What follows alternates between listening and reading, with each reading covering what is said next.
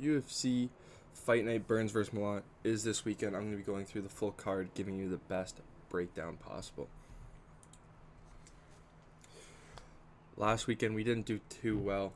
We did horribly, I will not lie. I definitely did change a lot of my picks last minute.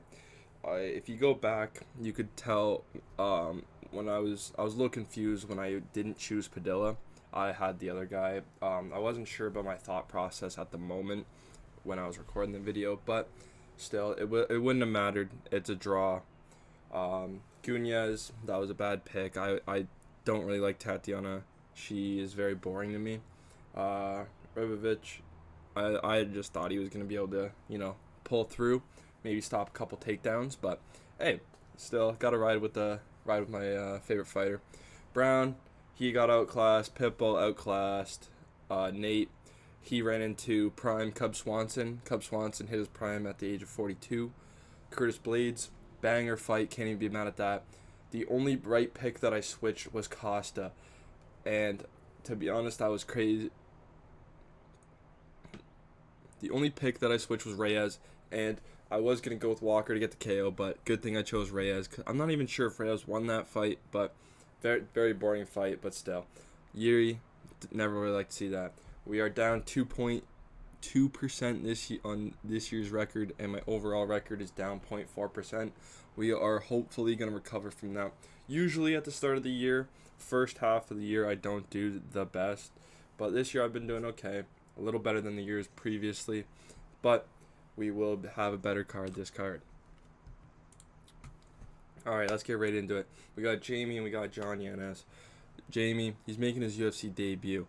He really loves the RNC. He has solid striking. He is pretty fast. If he is going to take you down, he will try and go for some ground and pound, but at the same time, I think he will try to strike in this matchup.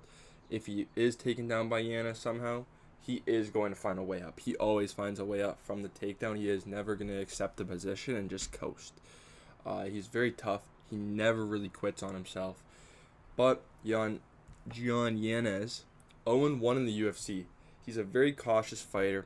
He has a lot of in and out movement. He's coming in, going right out, kind of trying to get his timing, set up a couple traps, try to hit you with either a 1-2 or just a counter right. He was taken down right away, and he was subbed in his debut. So, with that, do with the information as you wish, but as a guy who has 7 rear naked chokes, and you got taken down immediately, and you got subbed in your debut, that is not a very good look. His takedown defense is okay. It's nothing special, but he definitely can defend some takedowns, maybe like 1 or 2, but if you are constantly keep trying to go for that takedown, you will take him down, and he will give up his back. The pick is Jamie by sub. I think he's going to get the RNC either in round 1 or 2. John Castaneda versus Mark Babyface. He's making his debut. He has good striking. This guy's very tough. He came off a war on Dana White's Contender Series. Compared to John's a very well-rounded fighter. To be honest, Mark's got to get him out of here. If he doesn't get him out or even hurt him, drop him, or anything to win 1 round at least, I think Castaneda is going to definitely outpoint fight him.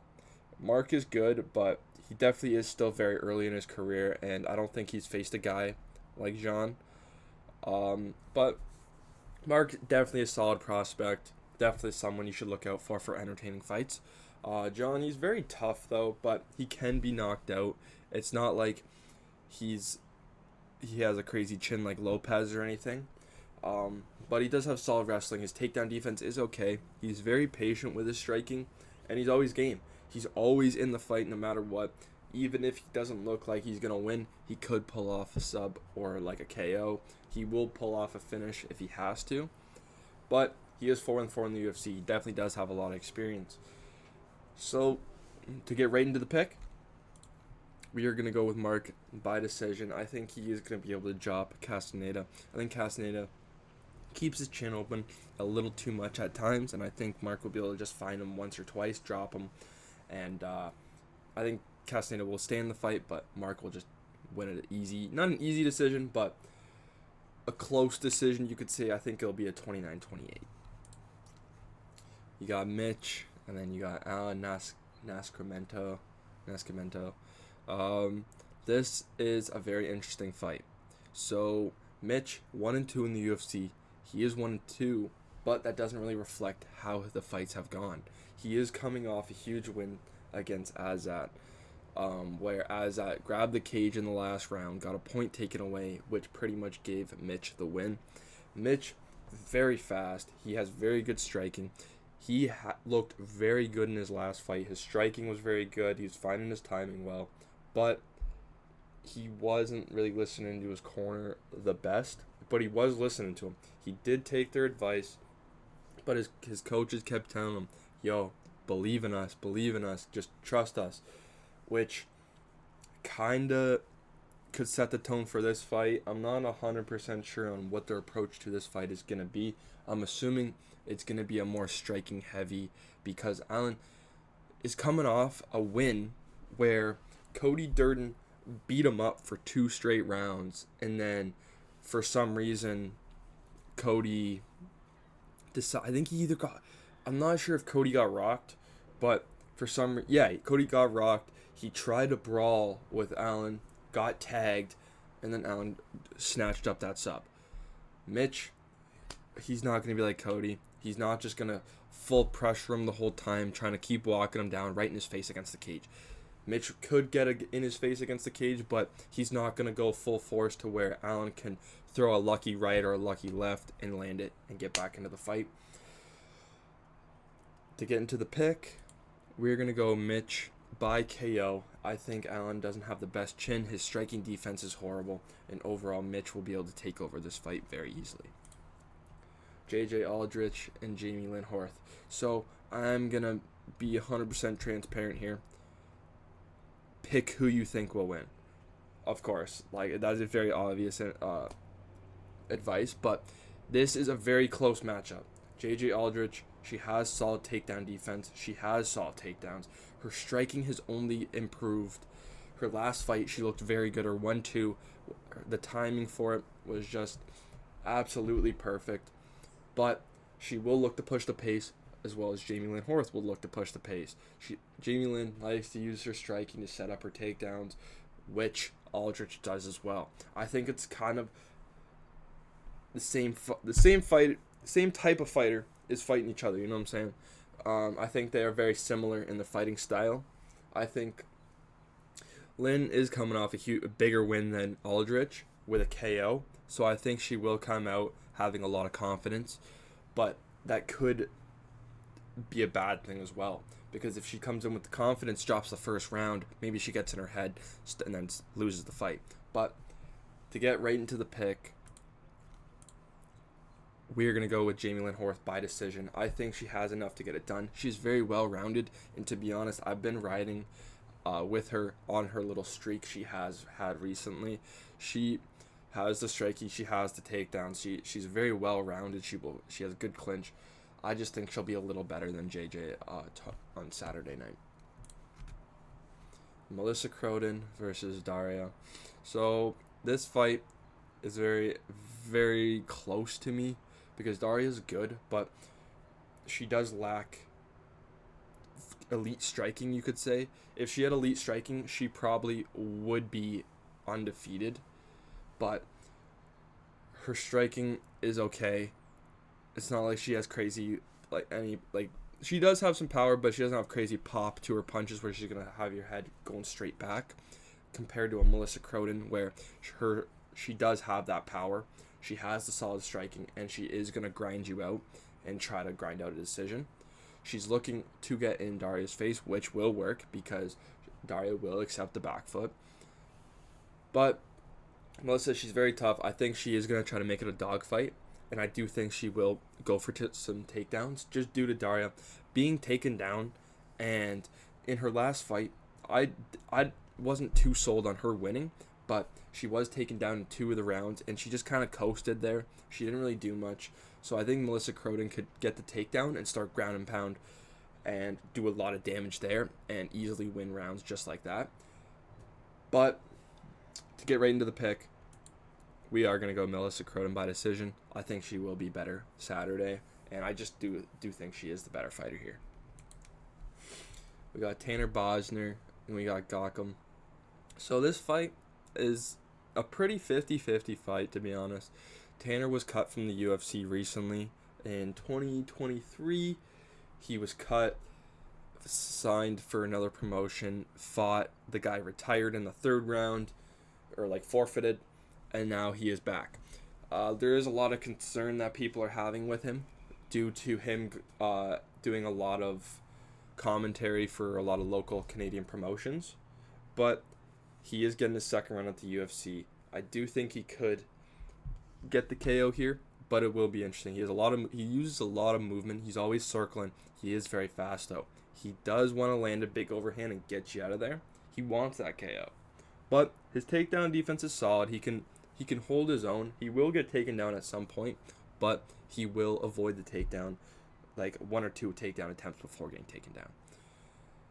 I do think he is leaning towards retirement. He is 34. He is a little bigger. And I just think if he loses on Saturday, I do think he will retire. I think unless, he has a 2 or 3 fight deal with the UFC, but I do think he is leaning towards retirement. Gautam, though, on the other hand, he is making his UFC debut. It's his first time competing in the UFC, of course. He's coming back. He's coming off of back-to-back first-round KO wins. He's going to look for a takedown. I'm not sure if he wants to have a more takedown-heavy approach in this fight or a striking approach. I couldn't get too much tape. It's a lot of tape from 2 years ago, which doesn't help me too much because you can improve a lot in that time. But I'm gonna go with the fighter that I can trust more just off of tape. We're gonna go Tanner Bosner by KO. I think he's gonna land a crazy overhand and just sleep Gautam, and he's gonna get a nice little bonus, maybe retire with that fairy tale ending, or who knows, he might fight a couple more times, try to get a couple more bonuses, and then retire. Valentine and Julian LeBlanc. This fight, there's not really any explanation. If you were to choose Valentine, I can kind of see it, but also at the same time, not really. If you have to pray for a crazy KO. Valentine's 0-3 in the UFC. He sucks. He always brings it though. He is always game. He's a finished or get finished type of guy. But Julian LeBlanc, 10-2. To be honest, he could even be 5-0, and he'd still be better than Valentine. I think even a guy who's 3-0 as a pro is better than Valentine. I just don't understand why Valentine is still in the UFC when half of his losses are in the UFC. He entered the UFC 10-3, and now he's 10-6. Maybe about to be 10-7, exiting the UFC. That's kind of wild to me. I think they're giving him too many chances. But the pick will be Julian LeBlanc by sub. I do think he favors the submission over a KO. We got Dennis and we got Marcio. Marcio making his UFC debut. He's coming off a big win where he knocked out Damon Wilson on Dana White's Contender Series. He has very solid striking. His takedowns are solid. He has good power. His takedown defense is not too bad. But overall, I am a little worried about his striking defense because I did go back, watched a fight where he got knocked out with a left. I believe it was a rear kick, but it was the left kick because when he's defending, his hand is usually down on that side. If you throw that left kick, that left head kick, I should be more specific, he may get knocked out by it because he has the style where he has his hands up and then he brings them right down, and he brings it back up, and then he brings them back down. If you could time it really well, you will get that KO against him. But we got Dennis. He's 1-3 in the UFC. Trains at a goat shed, which is to me, I think they're very underrated. They have a lot of killers in there, and they have a lot of good prospects that you definitely will see in the UFC in the next 2-3 years. He is coming off a split decision loss to Francis Marshall. Francis Marshall, a very solid prospect. He had a good win recently. But Dennis, he is not really anything special from what I can see from tape or anything. His striking's okay. He has a go first style. So when he sees, for example, if Marcio goes for a jab, he's going to go for a jab and try to hit him first with it to make Marcio either miss or either catch him off guard. In my opinion, I don't think this style works for Dennis, and I think he should have kind of more of a technical striking approach. Like maybe keep the go first style a little bit, but also add in some more technical. So a lot more kicks, body kicks, even just a jab, even just pumping the jab, I think would benefit him a lot. But the pick will be Marcio Barboza by KO. I think he has a little too much power for Dennis to handle. Thiago Moses, Gage Young. So this fight is a very solid fight. This fight can go either way. The UFC vet can get it, or the up-and-comer can get it. Thiago, if he loses, he always gets the win back. So if he loses, he's going to win the next fight. Or if he loses 2 in a row, he goes on to win 2 in a row after. He always gets the loss back. He has a win-loss pattern. He is coming off a loss. So if you wanted to follow the pattern, if you are big on patterns, at least in the UFC, take him to win. He has solid striking. His takedown defense is very questionable, to be honest, because he was taken down against Jared Gordon, who is very good, but he was taken down. He was kind of dominated there for a little bit. Then he got back up, and Gordon knocked him out. I think his chin is fading. He's been getting finished a lot more recently, and the way Gordon hit him, I just don't think his chin is that durable anymore. Gage Young, 1-1 in the UFC, fast, good striking. But here's the thing. His fights usually end in the first round, but if they don't, he probably will lose. His defense needs some work. He will chuck the knucks if you are down to chuck some knucks with him. But overall, Gage Young is the younger guy. He's the faster guy. He has the power advantage. He has pretty much every advantage except maybe BJJ. I think Thiago Moses has a little bit better at BJJ, but the pick will be Gage Young by KO. I think he'll be a little too fast. He's going to find his timing way faster than Thiago will, and he's just going to find his chin and sit him down. We got Jasmine, we got Korean Silva.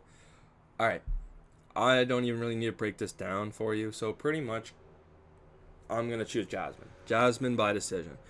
Jasmine, I've met her personally. I got to rock with her. I've rocked with her even against Furiat. I knew she was probably going to lose against that, but I had faith. I'm always going to rock with Jasmine no matter what. I will never pick against her. So if you are high on Korean Silva, pick her, because this is a very biased pick. So you could take my pick or you don't. Korean Silva, this is how I think about it as well. I favor Jasmine heavy here because Korean Silva beat Barboza, which Barboza, I even had Korean Silva, and I didn't agree with Barboza losing that fight.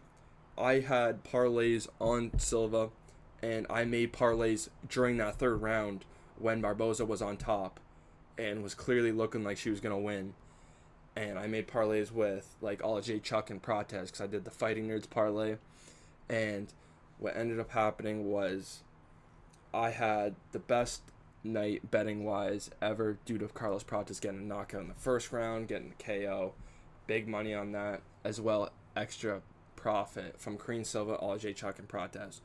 So I do really like Korean Silva for winning that fight, but also at the same time, I won, a couple $100, and I'm still saying she did lose that fight. She does have some solid power, but the wrestling is definitely going to be the downside to her.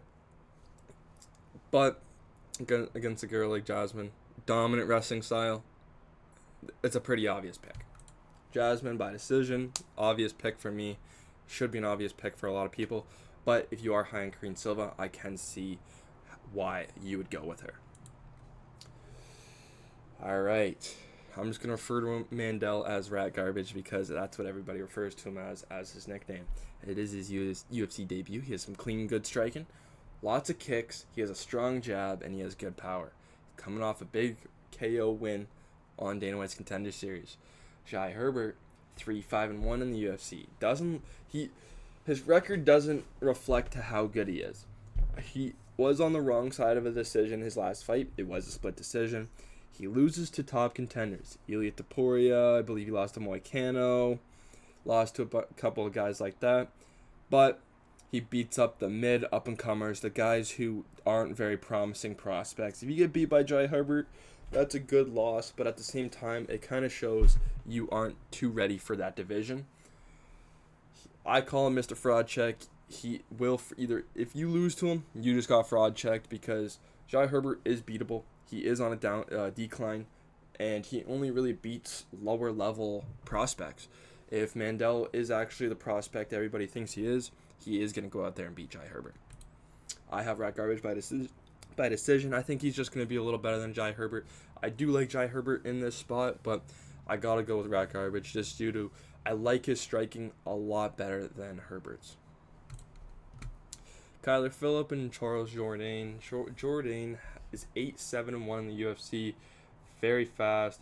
He has good striking, good wrestling, and some sneaky subs. Overall, I do think Kyler Phillips is a talented prospect as well. He's fallen short recently. He hasn't been performing the best, as he has solid striking, good wrestling, and he is a decision fighter. But Charles Jourdain, Canadian. I'm Canadian. Got it. I might have to go with my guy.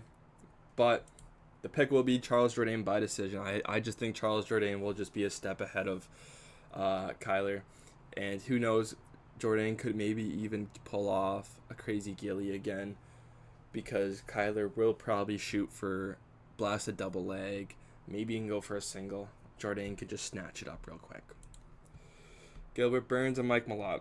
I'm going to go through this pretty quick just because there's not really much to this fight. So Gilbert Burns, he either gets a submission finish, or it's Mike Malott by KO or decision. Gilbert Burns, 15-9 in the UFC. He's 1-4 in his last 5. He's been an underdog in his last 4 fights. Everybody considered him value against JDM, against Michael Morales, against Sean Brady, against did he fight? I think he fought Bilal as well. 4 of those he was an underdog, and he came short. I think Gilbert Burns is a value loser. That's the only thing he is right now. I don't think he is a value underdog. If he was a favorite, maybe pick him, but also at the same time, I'm going to pick Mike Malott. Mike Malott does have nose issues where his nose gets really red. You can make him bleed easily from it. I think his nose is just very sensitive, which not a big problem except for going later in the rounds, and I think for 5-round fights like this one could be bad, but I don't think Gilbert Burns would take advantage of it early enough, and I do think Mike Malott's younger, faster, stronger, overall better in my opinion. Technically, Gilbert Burns, the only place Gilbert Burns is better is BJJ. Maybe wrestling, but also at the same time, if JDM with no takedown defense can come up, can get back up from being taken down from Burns and dominate for 3 rounds and get back up and knock him out, I think Mike Malott can defend Burns' takedowns and possibly find a KO or a decision win. The parlay last week didn't hit. Reyes fight fucked me. That for some reason they decided to have a boring fight, but I'm not going to give out a lock this week. I'm going to take a break from betting and giving out locks. Give a little reset, especially from a bad card.